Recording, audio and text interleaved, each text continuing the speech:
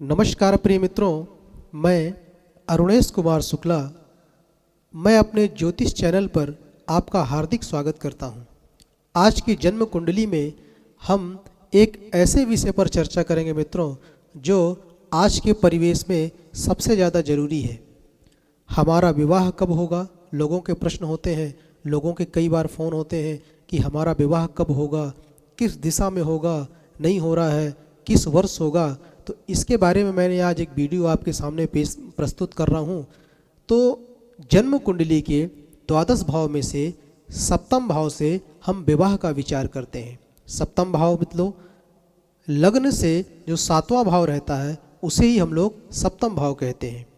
तो सप्तम भाव से हम विवाह का विचार करेंगे।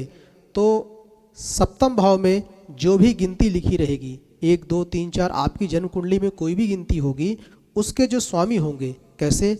जैसे मान लीजिए 1 नंबर की गिनती है तो 1 और 8 नंबर की गिनती है तो उसके स्वामी मंगल होंगे, मेष और वृश्चिक। 2 और 7 की लिखी है तो वृष और तुला, जिसके स्वामी शुक्र होंगे। 3 और 6 लिखा है तो मिथुन और कन्या, जिसके स्वामी बुध होंगे। 4 अगर लिखी है तो उसके स्वामी कर्क राशि, जिसके स्वामी चंद्रमा होंगे। यदि 5 लिखा है तो सिंह राशि, जिसके स्वामी सूर्य होंगे।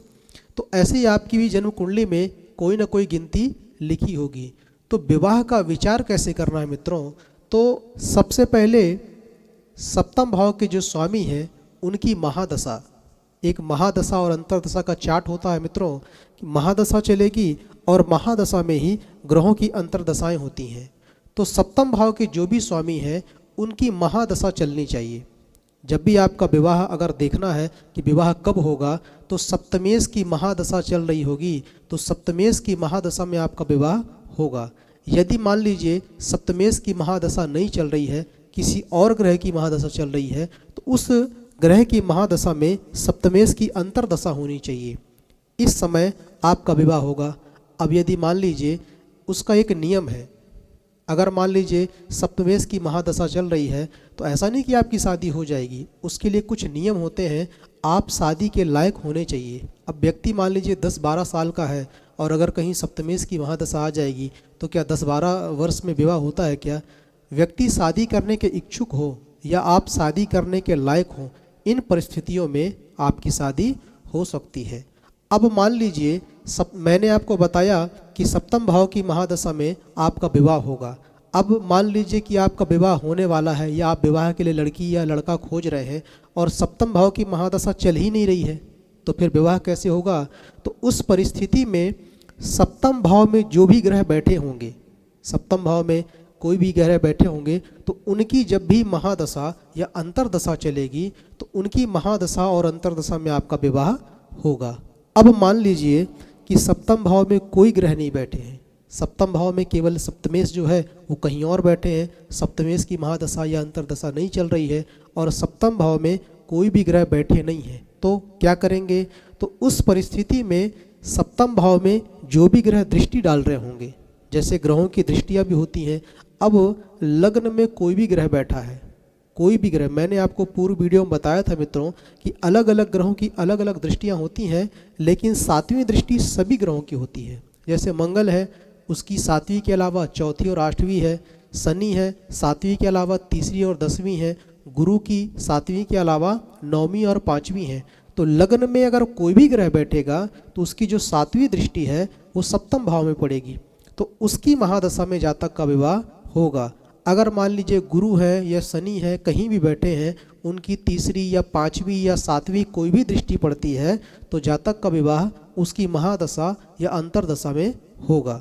अब मान लीजिए सप्तमेश की महादशा नहीं चल रही है, सप्तमेश अंतर में भी नहीं है, सप्तम भाव में कोई ग्रह भी नहीं बैठे हैं और सप्तम भाव में किसी भी ग्रहों की दृष्टि नहीं पड़ रही। हालांकि ऐसा होता नहीं है, पर मैं आपको समझाने के लिए बता रहा हूँ। इन परिस्थितियों में आपको क्या करना है?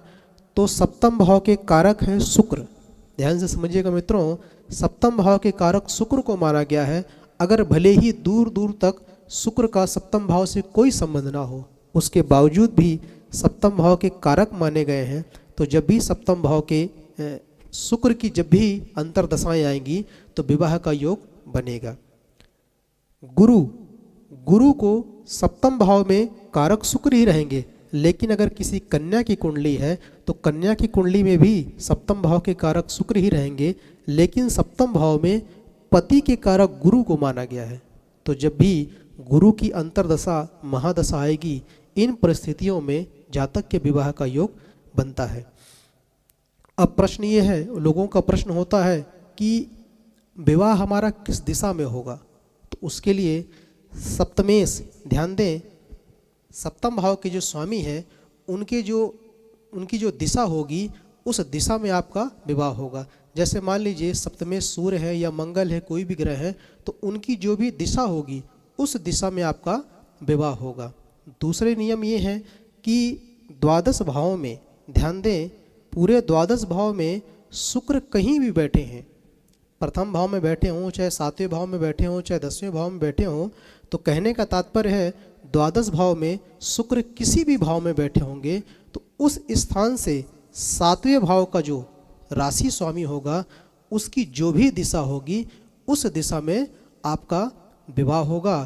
तो ये था मित्रों आपके विवाह के वर्ष और दिशा। अब तक के लिए धन्यवाद मित्रों, नमस्कार।